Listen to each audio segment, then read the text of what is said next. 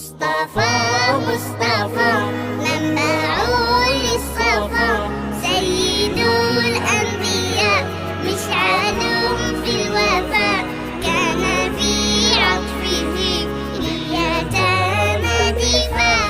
مصطفى مصطفى منبع للصفا، سيد الأنبياء مشعل في الوفاء، كان في عطفه لليتامى دفاع. حن قلبي له فاض شوقا إليه، ليس أرجو سوى شربة من يديه. الصلاة عليه والسلام عليه، للسماء ارتقى فأتى بالنقاء، وغدا وجهه نيرا